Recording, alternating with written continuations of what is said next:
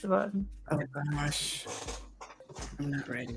All right. In theory, we are live. Let's see. Let me go look. Let's go see. All right. Yep.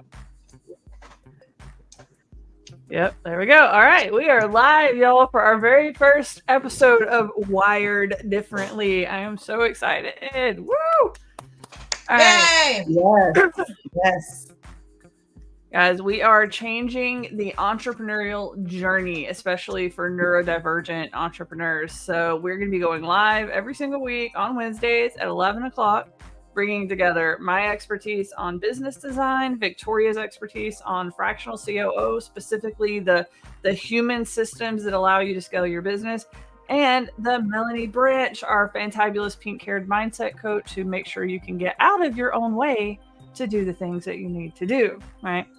So we're going to be tackling some tough topics every single week. We're going to be answering questions. So if you are joining us, pop those comments in. We will be answering questions as we go through today. Today's topic, we're going to be focusing on primarily neurodivergence, what it is, what it's like, how it shows up, and how it impacts you as a leader of your current business and your budding entrepreneurial enterprise to come, right? So that is our topic for today. Quick question before we start. Everybody, hi! Before the ADHD takes over, if I share this link that says invite guests to the studio, then they can come watch, but they won't be a part of the show, right? No, do not give them that link. How do we invite people? Well, it says invite. Which one? Well, I gave you the link earlier. Yeah, she put the link in the Hi, Rachel. For everyone in the yeah. So neurospaceyacademy.com/show. And that will bring you over to our page that'll let you join from any of your favorite platforms. We are currently streaming on YouTube, LinkedIn, and Facebook. So whoop, whoop. All right, while Melanie is doing what Melanie does, getting us going, sending out the emails and stuff to our list. So we were tackling some tech this morning, y'all. So we got it figured out, though. All right. So looking at neurodivergence and how it shows up for entrepreneurs, how it impacts you as a leader of people, how it impacts you as a leader in your marketing, in your industry, for your staff, looking at all those different ways that it shows up. One of the biggest ones I know for me was in the executive function. Right. So it's like my peers would set out their goals they were going to get done, and then they just did them, and it just worked. They're just like, I'm just going to sit down today and I'm going to do this little to-do list and it's going to be great. And then I would sit down and say, I'm going to do this little to-do list today. It's going to be great. And at the end of the day, and none of it was done. Yeah. Right. So it's like, how's that going to impact you? Right. When you can't get your brain on board with the things you need to do every day, you're not going to be able to move at the same pace that your colleagues and your counterparts and stuff are, and you stop showing up. You stop showing up in masterminds, you stop posting on social media, you stop being present because you're out of spoons, you're out of energy, your tanks are depleted, there is nothing left, and you can't get organized enough to do it. So, what about you guys? I mean, Christina, I remember the moment that you came to me and you just said, I sit down at my desk for like 11 hours a day and I still can't finish this one course. And I said, what are you doing while you're sitting in the chair? I can't even get myself to sit in my chair if I don't want to do work. And you're just sitting there not even getting it done. And it's just incredible the things that the executive function just stops and everything becomes too much. It's like, where do we even start? Yeah. It's like I was sitting there, I would just go down rabbit holes. I'm like, I'm just going to go check my email real quick. And then there's a rabbit hole, or like, oh, I got a Facebook message. Let me go check that real quick. Or, I'm not really sure what to do for this thing. I'm going to go research that real quick. And now 3 hours of YouTube videos later, I still haven't even started it. So yeah, that happens. That happens a lot. And then it plays into the imposter syndrome. Yeah. Because it's like, if everybody else is out here doing this stuff all day, every day, and I can't, it's adding up, and it's making it feel like I'm not good enough all the time. Right. Shame. Yeah, rejection sensitivity. You're afraid that like you're not good enough, or things that come really intuitively easy for you, or that you had to work really hard for, right? You end up not claiming any credit for either one. So it's like, oh, that's just what my brain does. That's nothing special. That's just my brain braining. That's not unique. We do that a lot with the business design stuff. And I know like you guys are constantly telling me like, no, this is awesome. This is really freaking awesome. And I'm like, it's just what my brain does. But you know what, Christina, everyone who has, and getting into the people side of the things, that's natural when you have a gift. When you have a gift, it's not a neurodivergent thing. It's a gift thing. Like for me with the human side and the people side, none of my clients or, the creators, no one wants to do it for one thing. And they're like, ew, somebody actually enjoys this. And it's just second nature. I can do it without thinking, and you can do what you do without thinking. And we tend to undermine, because it's so second nature, we undermine the power of it. So coupled with the imposter syndrome and coupled with all of that, you're already minimizing the gift because it's so easy for you, not realizing for someone else that is extremely difficult. I know people who have absolutely no ideas and they know it. They're like, I don't have any, but they have other powers. Yeah. And they tend to be the opposite of what.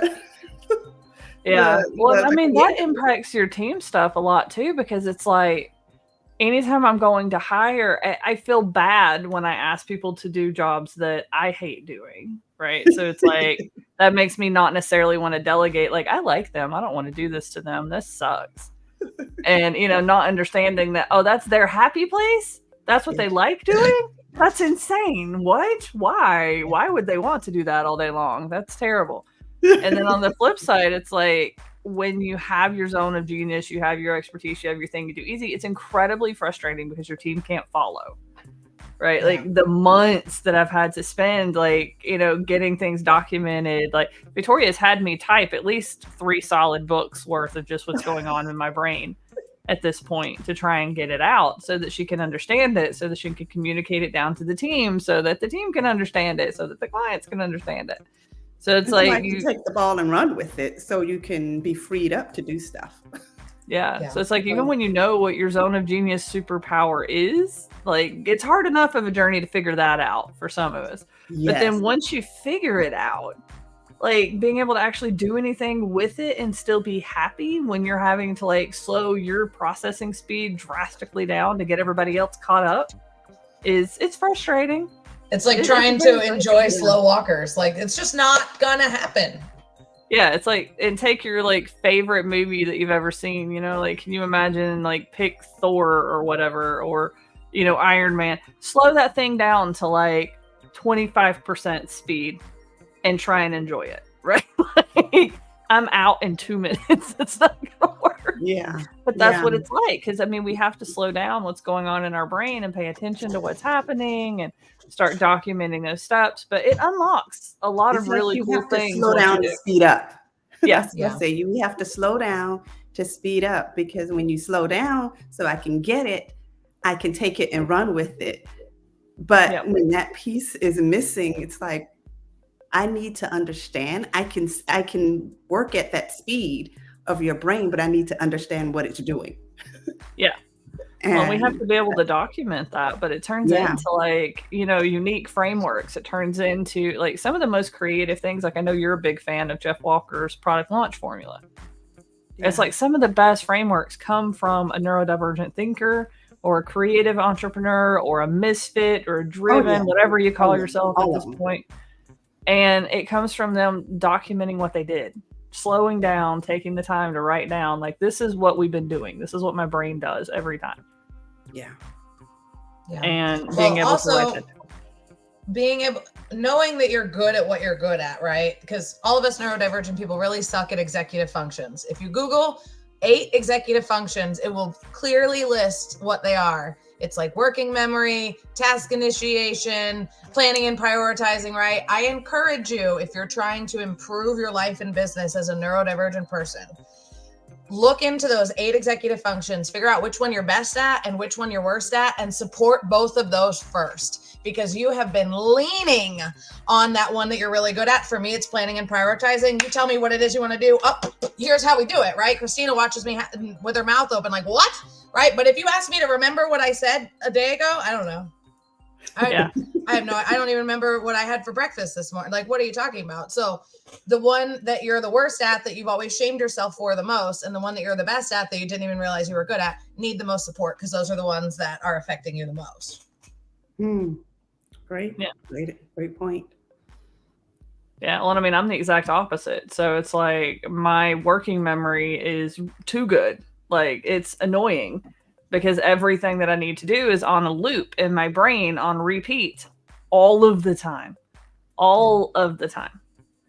Like, I even have to talk to like my kids and stuff. And I'm like Michael needed to try on some shoes I bought him for work. Right. And he kept putting off trying them on. And I'm like, I need you to try them on, because it is occupying space in my brain that I need freed up. Right. That I have to keep reminding you every day to go try your shoes on, because it was like literally in my head all day long for 3 days. Has he tried his shoes on yet? And I'm trying to balance pestering him, and activating his whole PDA where he's like, I'm not going to do it because you're telling me to do it. So I'm trying to avoid not activating him, but also like you're occupying mental brain space that I need back for something that would take you like 2 minutes to do. That's when you get black moms and shoes start flying. And now it's life. It's a life survival skill. At that point, it's not worth it. So let me ask you guys this. That you what will was lose. one thing that you used to think made you a terrible human that you now found out is just because of your neurodivergence? For a lot of people, it's being chronically late. And now we know that, but mine was being chronically early. I was literally always 45 minutes early to whatever it is I needed to do. And then I would just spend that 45, like there's so much time in my life I'll never get back, that I was just sitting there waiting until it was appropriate time to go in. I'm always late, but I just kind of accepted that years and years ago is like, there is no destination I needed to arrive at that was worth risking me rushing around and getting in a wreck for. So I made my peace with late a long time ago. But I think for me, it's the asking questions. That one's probably the one that showed up as a positive and a negative sometimes. And I never really could understand when it was negative. It's like usually anytime that I thought I was having an academic or a debate style conversation where I'm just really into it and I'm getting excited and I'm doing stuff, the other person always thinks I'm being like I'm doing something bad. I'm questioning them, or I'm I'm just telling them that they need to do something different, or it always turns into something bad on their end when I'm having like the best time, because I'm just getting into I'm not bringing emotion into it. It's a topic that is interesting, that is fascinating. It is activating my brain, something I like hyper focusing on. And I'm getting academic with it, and I'm just talking about it, and I just think it's a good time. And they're bringing you're interrogating them or challenging them. Yeah. That's one. And I'm not sure where I fit in the neurodivergent. I know I work with neurodivergents all the time, so I've had to learn to adjust and to ally. Yeah. Ally, So, but I have certain characteristics here, but some things, like Melanie said, you may, even with executive function, you may do one well, and the next person may do that same one. They might not be able to do it at all. So it's not like we're all like this carbon copy. But questions, like I'm a questioner, and it took me a long time because people would take it as if but in the business side, you when you ask better questions, you get better results, but when you have someone that doesn't understand why you're questioning, so you can, help them and to be better, they're thinking, oh, you're challenging me. But that's probably their own trauma response, or sometimes they're just not. This happened more for me, I guess, in the personal life side of things than the business side of things. But it's almost like, oh, you're questioning me. It's too many questions, but usually they just had too many things to hide. Yeah. And the business side of thing, it usually gets me, my incessant questions usually get me when I start asking ones that they think are too personal, when I'm like, this is my job, right? Like, I'm here to design a business that supports your life. So I need to know a little bit about your life, right? We need to be real about how much money you're currently making, how much money you need to be making. Do you have other income? What's going on with your kids? Do you need to be more present with your children? Do you need, do we need more free time back? Do you need from like 3 to 6 p.m. every single day completely free to do homework with your children? Like, what do you need, right? Like, what do we need? Because we can design a business to fit almost anything. If and you that's have where zero that genius time, of yours comes in. It's like, I would be sitting wrecking my brain. That's why I don't worry about creators. Like, when I work with creators, when I got a problem, I'm like, I could take this around. I'll come to you when I need you. Because if I get stuck, I'll come and say, I'm having all of these things. I can't figure it out. Boom, a million ideas come out immediately. I'll pick which one and go back and then let you go back to what you're doing.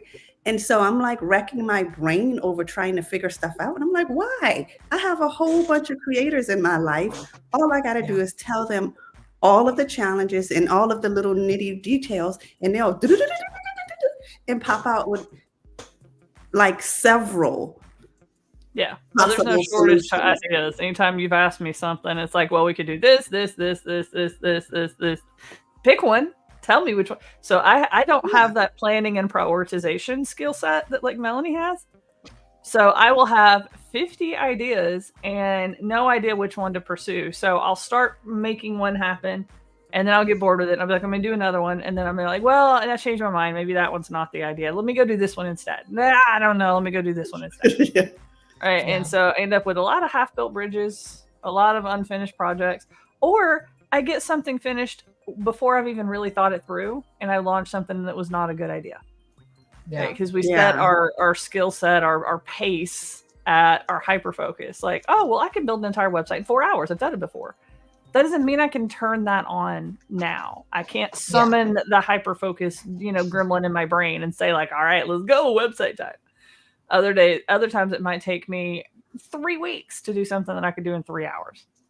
Yeah. And that's a battle that we're having right now, because when I say, when I set a time frame for something, you're like, oh, I could do this in this time. And I'm like, no, we're not going on your time frame. We're going on my time frame. Because I know too many times. If you can do it when you're hyper focused in this time frame, but when you're not. Yeah. Then you usually only get like what, Melanie, 1, maybe 2 good hyper focuses in a week. Usually like the really good ones where you can do like massive amounts of work and insane time frames. It's like 1 or 2. You're looking, depending on how your energy fluctuates through the week. I don't schedule a hyper focus day it's Monday through Wednesday only. And then Thursday, Friday, Saturday, my brain's like, we get to dick around now because we worked really hard, and it's just not going to do anything. And then on Sunday, I'm going to be like, okay, let's make our plan for the week. So it's like, if that's just naturally what I'm wired to do, I'm going to have to make that happen. Yeah. So really paying attention to when you want to do it. It's so important. You do it around what works for you. Yeah. Like Mondays are really good, like hyper focus day for me, but my Mondays consistently get hijacked by everybody else who's like, we're starting the week. What do we want to do? Right. So I end up in business meetings, end up with client messages. I end up with, just stuff pulling me in every different direction.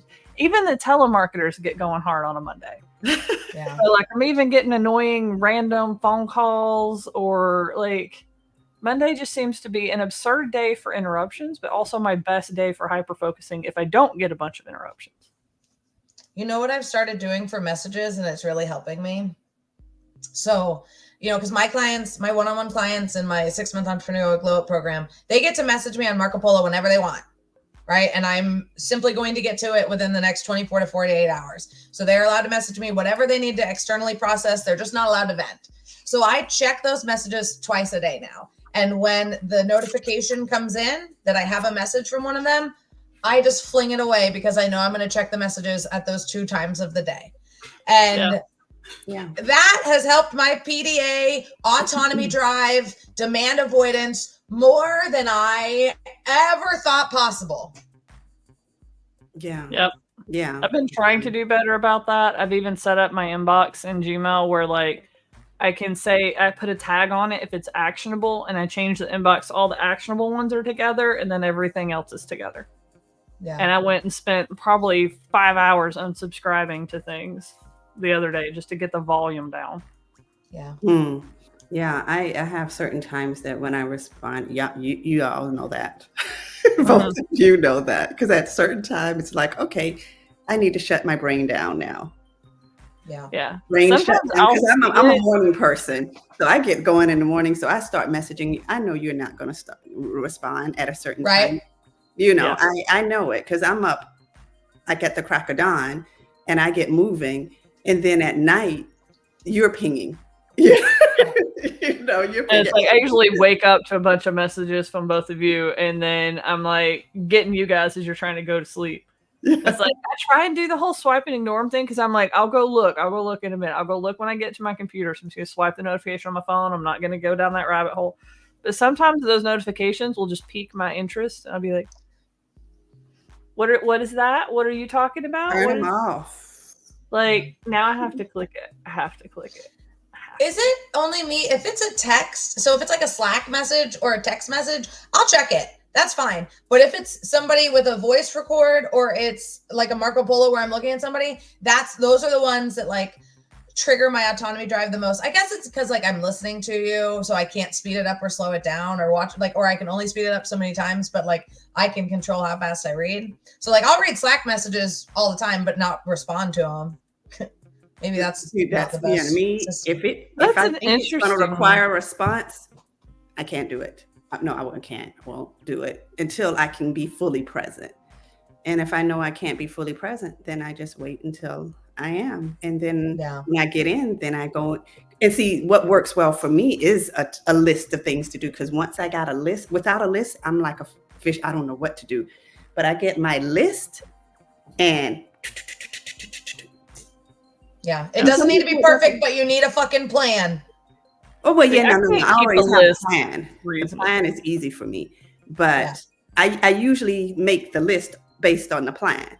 So, but again, that might not be easy for someone else. So a lot of people that I talk to, because I've adopted this new system. It's not a to-do list; it's an itinerary, right? So the itinerary is, wake up and have breakfast between 7 and 8 and log into your emails and fart around between 8 and 9. It's just a lot more appetizing for my brain to call it an itinerary. But when I already forgot what I was saying. What was I going to say? You're talking about to-do lists and itineraries. Oh, people find a to-do list overwhelming, like to the point where they don't even want to like use them. The idea, like they get the ADHD paralysis because there's so much on the list. And I've never felt that way. If it's not a list, I don't know what to do. Exactly. And that's what I'm exact opposite. I love a list. Because if I list, I'm like, oh yeah, things is getting done today. Yeah. I like a list, but then my list spirals. Like I need another human to filter my list into what I need to actually be paying attention to. Like right now, like what is today? What is that? Because like I've been trying to make a weekly list. It's got 40 things on it and it's Wednesday. I made this Monday. And it had like 10 things on a Monday. And like here we are like Monday and it's not 40 things on it. So I don't know where. Well, you've been putting out fires too. Let's call a spade a spade. I have another client that also is a student at the academy who said, she messaged me yesterday and she's like, I'm just sick of putting out fires. And I'm like, because that can be so frustrating when you're like, okay, these are the 3 things that we're going to get accomplished today. And then your website goes down. And that takes you 2 hours to figure out and whatnot, because you're not paying attention to the time that's passing, or you look up and you go, holy crap, I've lost my entire morning to this thing and I still haven't gotten any of my stuff done. So when you're putting out fires, it's a little different.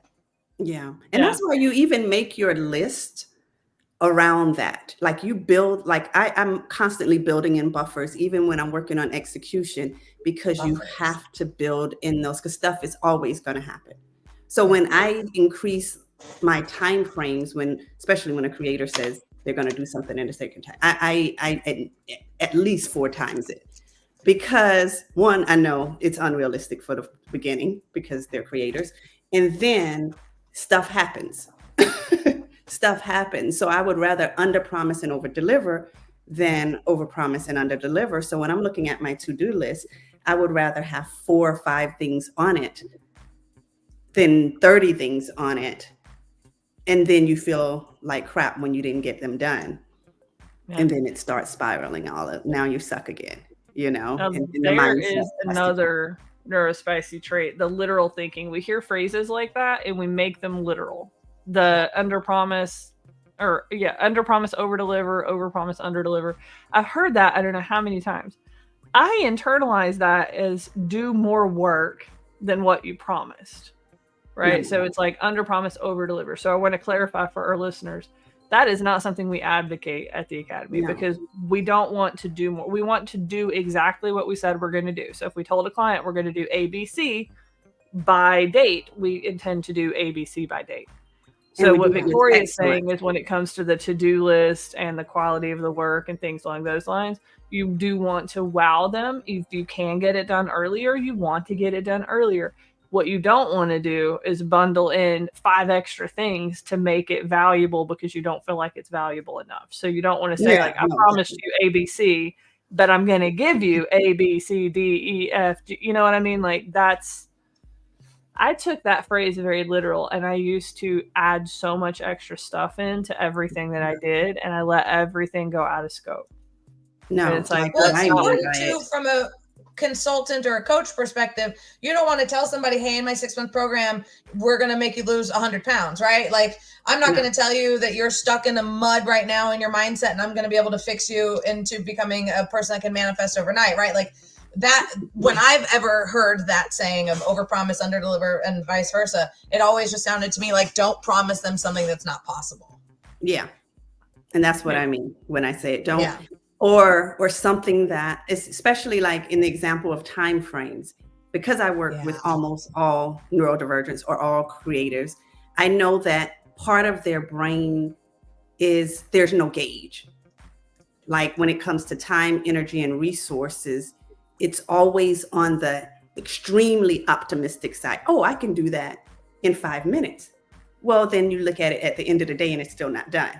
I have to, as an execution person, I have to bake that in. So if you tell a client it's going to be done in the next hour, and I know it's not even going to be done at the end of the day, I would say, we'll have it done for you in 3 or 4 days. And if we get it done for you tomorrow, we've over delivered. But if we tell them we're going to get it done by the end of the day or in a day and it's not done, we've under promised, we've over promised and under delivered. And when it comes to execution, we don't want that because now that's the user experience. That's your customer experience. That's your reputation, everything. Because to me, the ideas, I hear them all day, doesn't matter.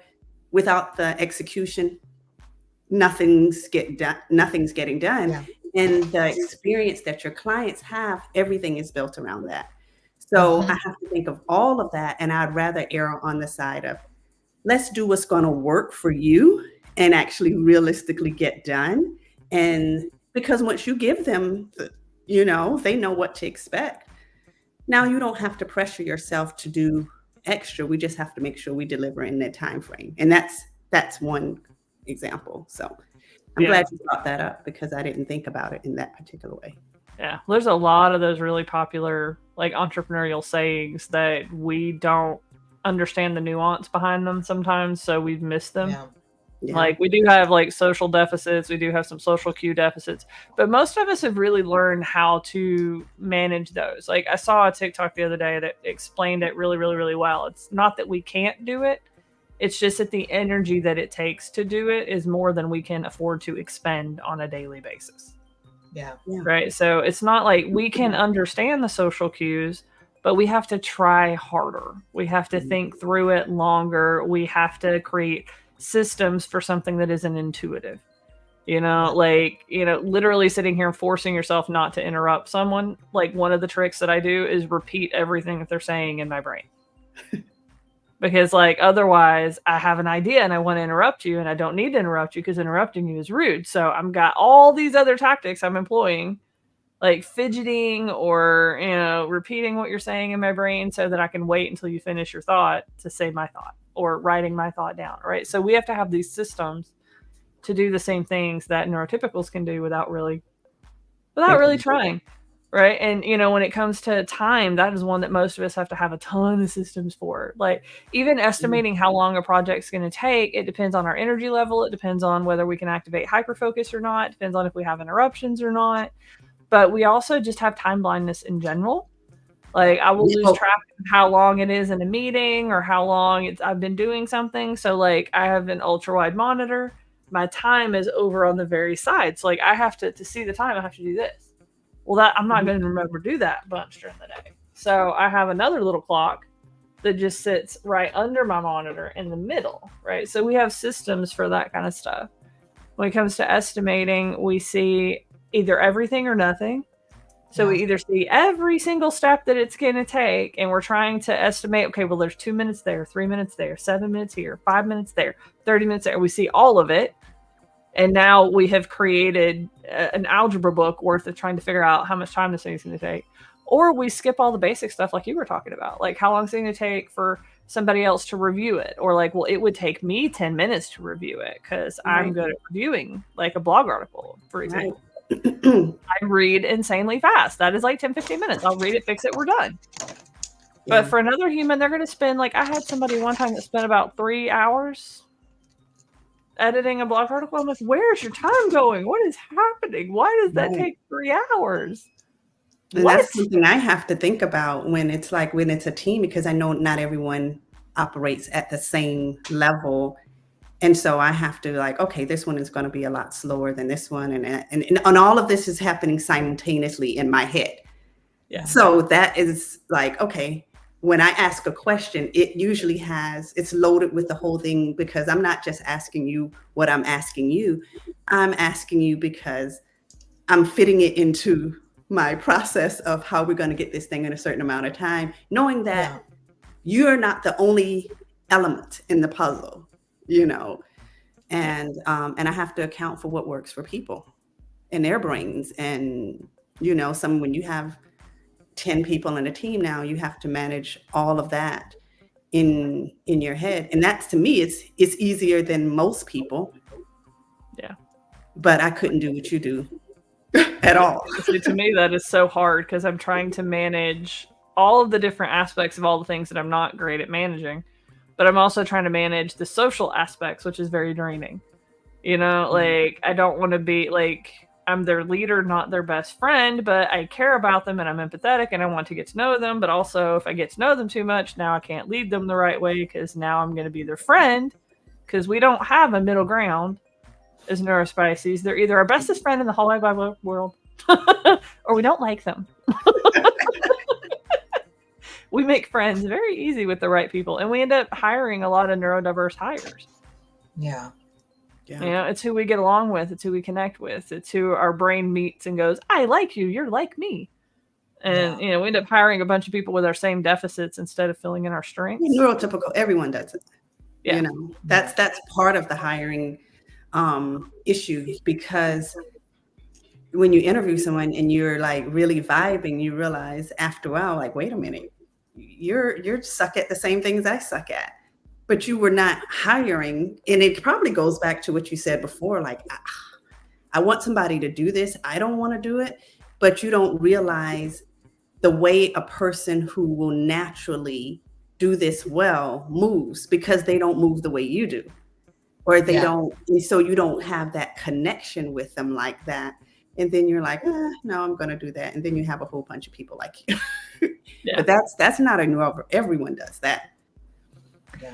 Everyone does it, but I think, like, where it kind of bites neurodivergent people in the ass a little bit is, like, we make instant friends with others, especially with autism. So, like, with autism especially, we make instant friends with somebody whose brain thinks like ours, because we get understood. We feel understood. We feel seen.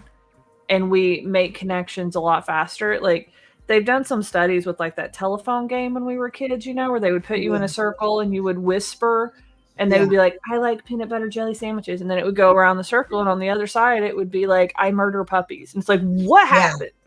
Like, how did it do that? Yeah. If they do the exact same thing, but it's all autistic people in the circle, then it'll be like, I like peanut butter jelly sandwiches. And it'll be like, I like jelly and peanut butter sandwiches, right? It'll be almost the same. And if they do it with a group of all allistic or non-autistic individuals, it'll come out almost the same. It's when they mix us that it doesn't work. There was a really funny TikTok that a girl did where she was like looking at a doctor and talking, and the doctor's like, so yeah, you've been autistic your whole life. Sorry for this late diagnosis, la la la la. Were there ever, there were never any signs, huh? Like just being like, oh, what the medical establishment does to us. Like, oh, there was never any signs. And then she cuts to every mean girl she's ever ran into in her entire life, knowing that she was autistic, because it's so true. We didn't see it in ourselves necessarily or have the language to understand it, let alone get a diagnosis. But those mean girls knew there was something off about us and knew they could prey on us in all sorts of passive aggressive ways. That's the one thing. I've always understood sarcasm, but I never understood passive aggressive. And that would be like the backhanded compliments that I would process a few weeks later and go, she was not being nice to me when she said that. Oh my God, right? Like, so that the major disconnect with communication, and there's a theory biologically that if you notice with all of our masking faces, your eyebrows go up. There is a theory that the reason a lot of allistics can see us or spot us is because we have relaxed eyelids a lot. So when we're not masking, our eyes aren't super open. We're very sensitive to light. A lot of us too. So they think that like, that's why when we mask, your eyebrows go up, right? Just think about anybody who's ever worked in restaurants. When you've got that mask on, you have to look happy and nice. They think one of the things that people can like pick up on subconsciously is that we have really relaxed eyelids. Interesting. Yeah. I mean, we connect very, very quickly with somebody else who's autistic. I mean, like the very first time me and Melanie talked, we were just like, I love you now. Can we like work, Mary? Are you fine? Yeah. And I mean, it was like instant on like a podcast interview because we're just talking and we just connected so quickly. So it means even if you're neurodivergent, one of the things that even if you didn't niche your business into hiring neurodivergent people or working with neurodivergent people like we did, you're going to accidentally end up with a higher proportion of neurodivergent people on your staff. If you're the one doing the interviewing and hiring, you're going to end up with a higher portion of, clients that are neurodivergent. Like I accidentally designed my business for neurodivergent clients because all of my clients were neurodivergent. So I was troubleshooting how we served them based on, what they needed, what they were doing, how we were communicating.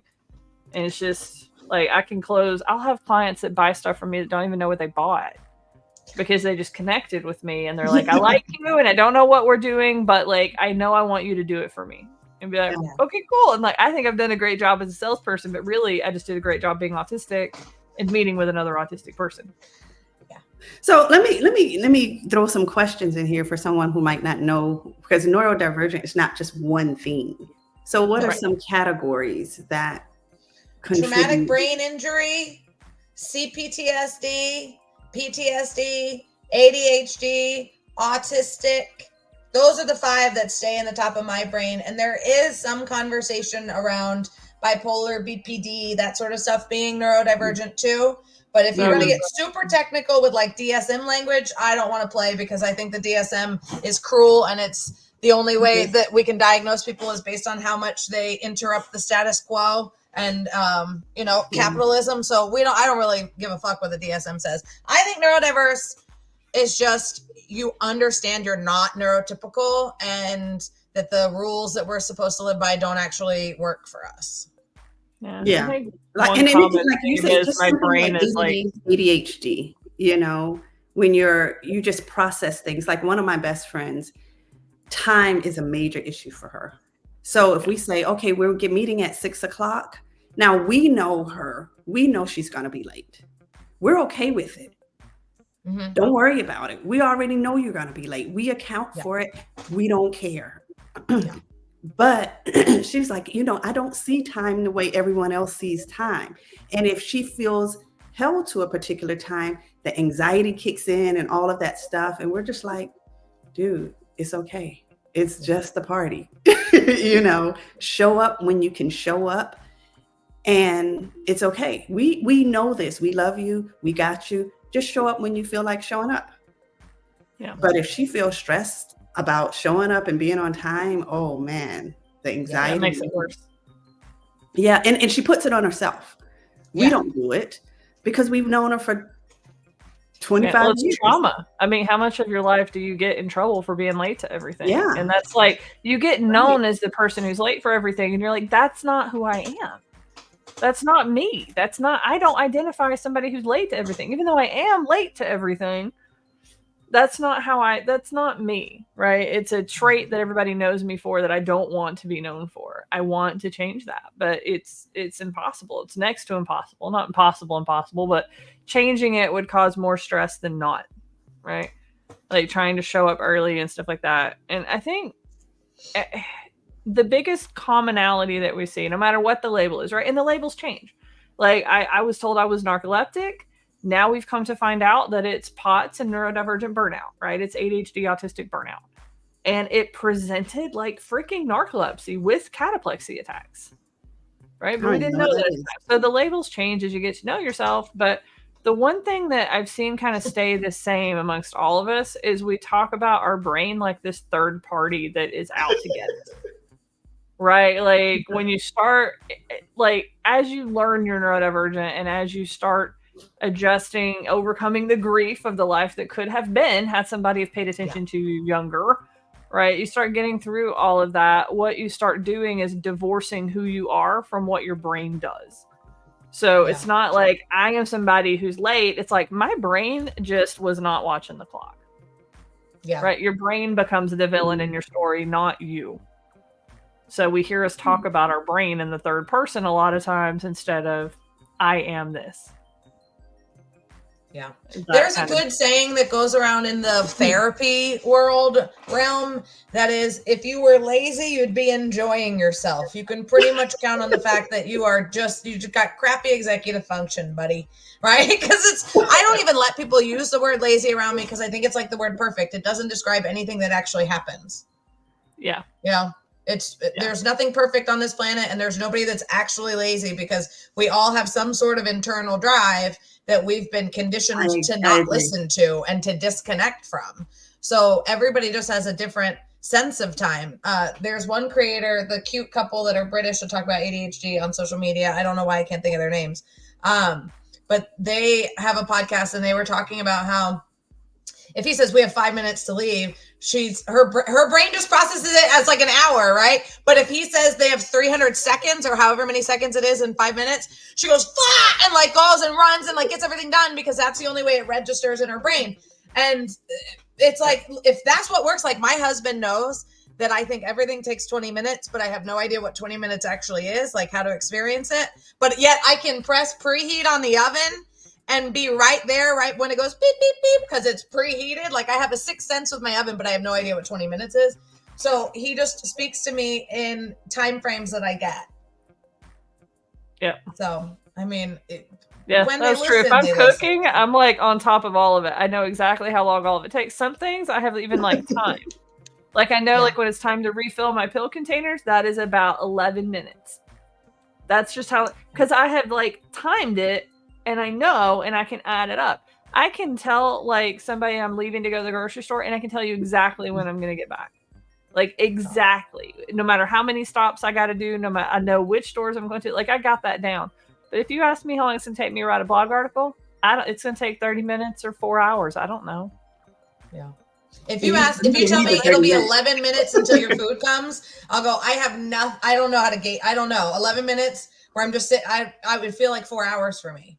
Like but if you're doing something that's associated with it, then I know how long that is. And that was being late on freaking everything and not being able to know how long anything was. I started getting obsessed with how long things take.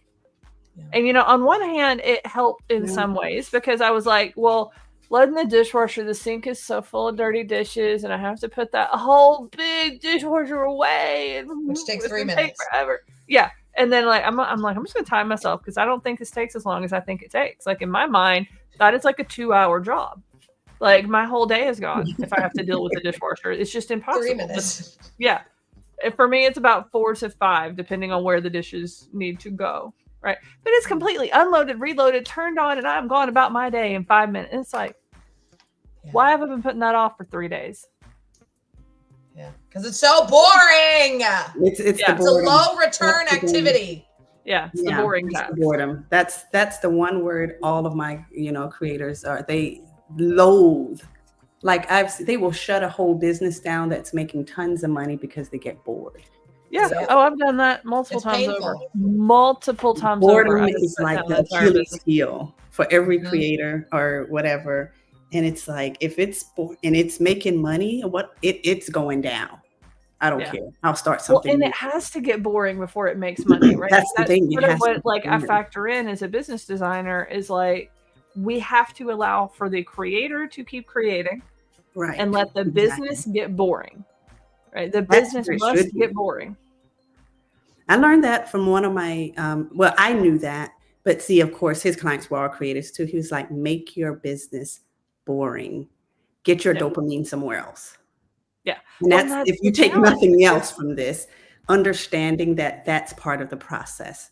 That's how it's supposed to be. And guess what? It might be boring for you at that stage, but you can go create something else. But if you got your team together, you got the business running well, it won't be boring to everybody on it, because then they'll be in jobs that they find uplifting and passionate or whatever. It'll just be boring to you because now it's already up and it's running and the idea is going or whatever. But, it's not necessarily a boring business. You're just bored. So you can go, but if you get that side right, it doesn't even matter. So that's where you want it to be. Yeah. Boring, but running efficiently. I mean, some of us, our businesses are like our neurodivergent special interest. It is the place where we're happy. So it's really hard to like go get your dopamine from something else in your personal life. Some people can do that really well. Some people like me, not so much. The business stuff keeps coming in. Like, even if I'm like watching a TV show, I'm getting fascinated in the marketing strategy behind the company that got their product in the hand of some actor for 3 seconds on. Like, I just think that's so fascinating. And like, I keep going back to the business, even in the fun side, because the business is my neurodivergent special interest. It's what I have fun with. So I have to create a space inside the business where I can create without imploding the business, right? So that's one of the strategies that we use for people like me, that they need to create. They're going to be in their business in some way, shape, form, or fashion. And we need to keep them from sabotaging the business. So like in the academy, I can make courses all day long. I can systemize all this knowledge. I can create new systems for people. I can do that all day long, and I can create without imploding the business. The business doesn't change. It's like that tier just has more courses in it, more tools, more resources, more things to help people. But I'm still selling the same thing. I'm still servicing it the same way, but I can create infinitely so I don't break the business, and I can keep myself from getting too bored with it. Right? So strategies like that are when we talk about like designing a business for neurodivergent entrepreneurs, that's the kind of stuff we have to think about. Is this someone who needs a creative container that they can put stuff into? Like, does it make business sense? Not always. Sometimes it's a safe place. It's just, you can go over here and create, and you're going to be okay. And then we'll upsell these other things that'll make you wildly profitable, and we can build a team around those things, and you're fine. Right. And it's like, we're doing that. I mean, literally right now, like I have the academy with you guys, but then over in Sparkative, we have the agency side, and we're getting me out of as much of that as possible. We have the SaaS company side. We're getting me out of that as much as possible. Right. Even the consultancy side, my goal is to get me out of that as much as possible. It's like, how do you get yourself out of being a consultant when you're, a consultant? You have your systems, you have your frameworks, you pay attention to what you're doing, you document it, you systemize it so that you can train other people to do the thing that you're good at doing. And now you're not the lead consultant anymore. So you can sell consulting, you can sell coaching without being the coach or consultant yourself. Yeah. I think a lot of people, that's one big thing I think most business owners don't understand is a successful business means you don't do the thing you sell. You don't personally do the thing you sell. Right? Like if you're a website designer, you're not going to keep building websites for your entire entrepreneurial journey. That's not it, right? Yeah. If you're a graphic designer, you're not going to do that. If you're a coach or consultant, you're not going to do that forever. Right? If you do it because you enjoy doing it, some people are like, I don't want to give up coaching. I love coaching people. Cool, fine. Coach at the high level, the people who are ready for you. Coach one person for $100,000 a month, like that. If that's not where we're going, but I mean, that's important too. When you are a coach, for example, or a consultant, and you're picking the right clients for yourself, because we all know what happens when you get stuck in the trap of accepting clients that aren't perfect for your program. And then you don't get a bunch of testimonials and you end up kicking yourself and you just keep working for that paycheck of that next client, right? When you're actually elevating yourself, you want to make sure that you're working with the right people and at the right level. Yep. Right? Because you can't, there's like we teach at the academy, there's a lot of different ways you can help somebody. I help people just from my social media content. My DMs are full of, you have changed my life. I really don't, my lives, people come on and they're like, oh my God, this thing helped me so much. And and they've never paid a dime to work with me. Yeah. So there's so many levels that you can connect with people. Right. And it's all currency. Mm-hmm. Yep. It's all currency. Yeah, that's a good way to think of that. It's all currency. I like that. Currency. Somebody responding to you or engaging with your posts, just watching, engaging, all of it is currency because, sometimes we think that the money is the only measure of the value. No, there are some people who are never going to pay you, but they'll follow you religiously. Yeah. And that's fine because you're still impacting their lives in a positive way and it's coming back. And then there's certain, that are going to pay at a certain level and then some at another level and then some at a higher level. And that's the way it's supposed to be. But the impact itself can be infinite. Yeah. Testimonials come in many forms. Yeah. Well, and we talk a lot about like goalposts and guardrails, and I think that's a good one too, because like people tend to value their success in a couple of different ways, and it's always at the extremes, right? Yeah. It's either you're only looking at the money and you're only looking at revenue in, and you're not paying any attention to revenue out. So you're not actually measuring profit. You're measuring, oh, well, I made $5,000 this month, but I spent $7,000, right? So it's like all you're looking at is the 5, that 7's going to come and bite you. Yeah. Right. Or likewise, they're just looking at their expenses and not looking at their income. And it's like, if you try and keep your expenses too minimal and you don't hire and you don't invest in tools that give you more leverage, right? Then you actually need to let your expenses grow a little bit in order to create the leverage that you need in order to create the revenue. Or they go to the other extreme, which is not paying attention to their money at all and only paying attention to vanity metrics or ego metrics, right? Like, oh, well, I went live and I had, 100 people come and check on but I'm not making any sales, right? Or I posted and it went viral and that was so cool and that was awesome. And I had a viral post, but even Melanie can tell you she had a viral post. She took it down. I had to take it down. People are cruel. Yeah. More eyeballs means more trolls. And she had one that went viral and it went it was causing her such distress and occupying so much of her mental space that it wasn't worth leaving it out there. Wow. Right. So it's like, even if it's driving eyeballs and it's getting a mix of the right and the wrong people, and it could have gotten more of the right people because of what it was doing to her mindset. Yep. She's like, no, we're getting rid of it. Right. So the goal doesn't necessarily need to be tons of eyeballs and virality. It needs to be what is going to make you happy, what's going to get you in front of the right people, what you can do consistently, Exactly. Like we don't want to just chase a tactic like, oh, you need to be making video posts every single day.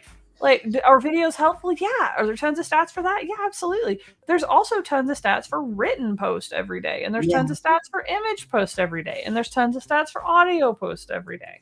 And we're all somebody's gonna tell you, I like the audio. Melanie is brilliant on camera. She can show up. She's a star. She just me. Yeah.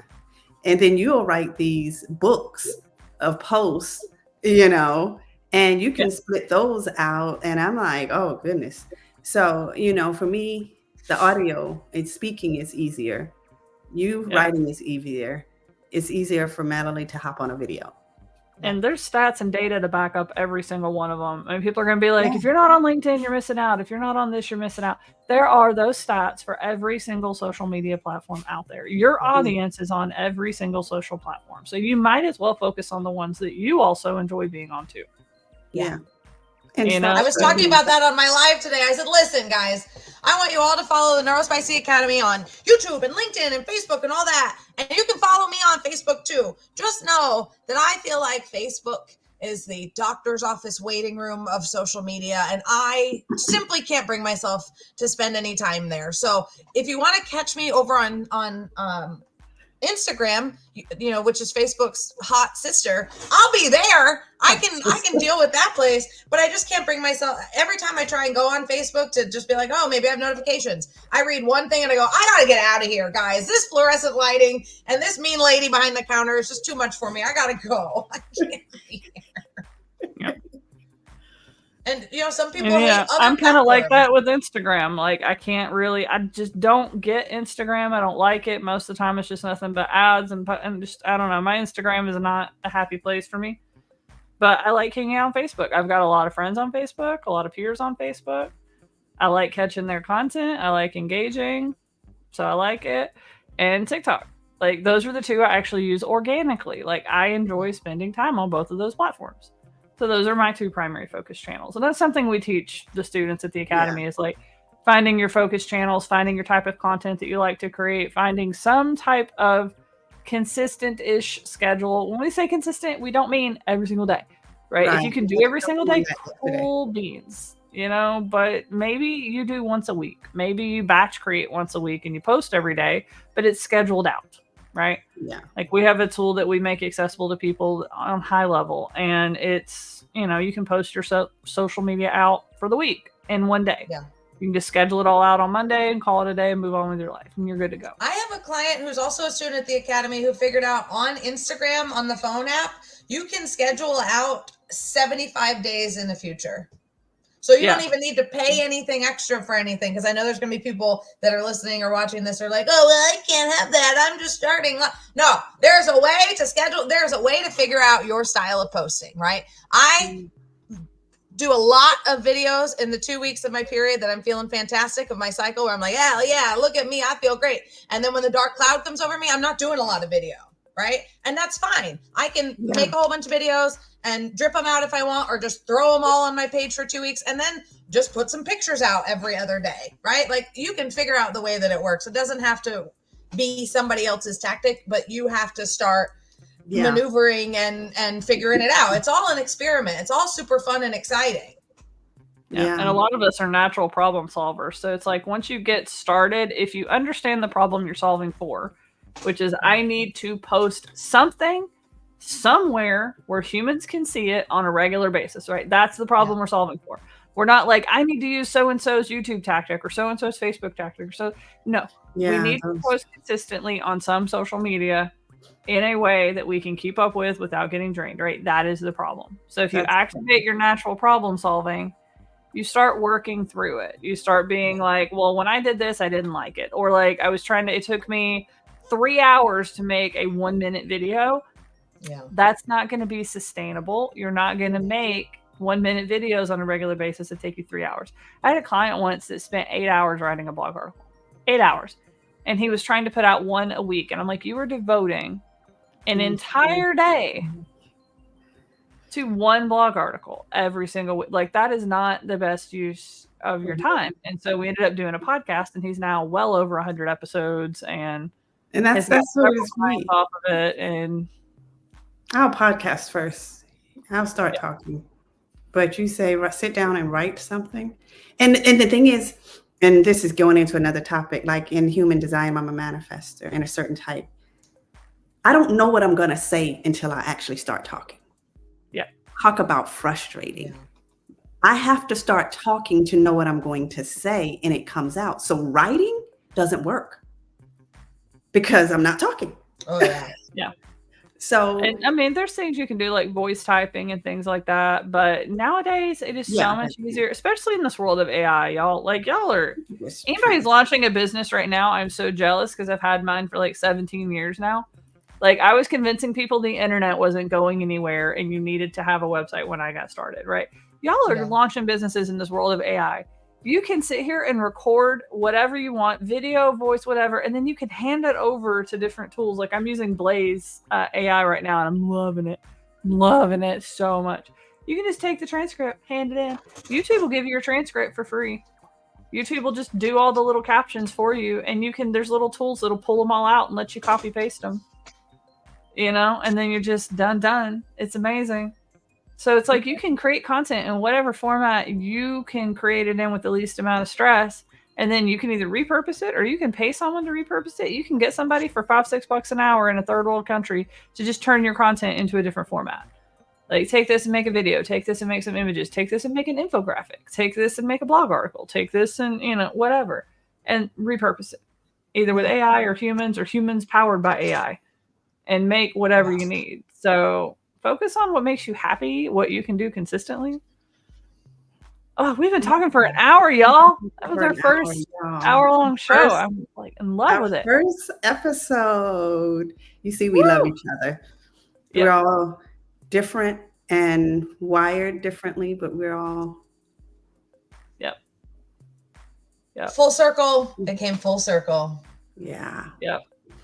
Yeah, everybody's wired a little bit. It's nothing like working with people that you vibe with, and you can be your unique, authentic self and grow into your greatness in that space. Oh, I've gotten spoiled at the academy now, like being in a room full of neurodivergent people whose brains work like mine works, and we don't have to mask. And it is fantastic. Like, you're in a room full of neurodivergent people when the echolalia kicks in. One of us will just be there and just be like, boop. And they'll just hear boop, boop, boop, boop, boop, boop. My favorite is when I have my house music going in the background and I forget which mic I have, because I have one mic that you guys can hear me in my kitchen. It's insane. And it's the computer. It doesn't make any sense. And then I have like the real professional mic where you guys can't hear any of my background noise. So I'll put on this mic and everybody can hear the music, and I'll just watch everybody where they are typing and stuff, and all their heads are going, or they're like walking by and there's a little bit of dancing. And I'm like, listen, guys, I tell you what, productivity comes in many forms, but house music is pretty consistent across the board for everybody. Yeah. Different types of house music for different people. Yeah. Like, I've been playing classical dubstep right now, and that is fantastic. Oh, yeah. That does not shock me at all. Yeah. It's like Beethoven with that house. Boom, boom, boom. I don't know what that is. Yeah. Oh, I'm listening to like classical string and piano music, but people have gone through and like given it that like club, just like boom, boom, boom, boom vibe, like to the classical music. So like I'm a band nerd at heart. So that's been fantastic. I played the tuba in marching band. Of course, I'm only listening for the bass line in music. Are you kidding me? I played like 8 or 9 different instruments at one time, but my main instrument was a tenor saxophone. Oh, no, I couldn't woodwind for my life. Yep. No. I couldn't get a sound out of any of those ones. I played the flute. Yeah, I did. I learned the flute in about 2 months and got first chair for a performance on the flute at a Christmas concert one time. Wow. So the flute covered was interesting, but I still liked my saxophone better. So yeah. Well, the flute, I ended up loving it once I got it, but I didn't want to play flute. I was given a flute, and my parents didn't want to buy me another instrument, so flute it was. I wanted to be on the band, and someone gave me a flute, and my parents were like, "Well, you're playing flute." So that's where it came from. I ended up loving it, but it wasn't the choice that I would have chosen for myself.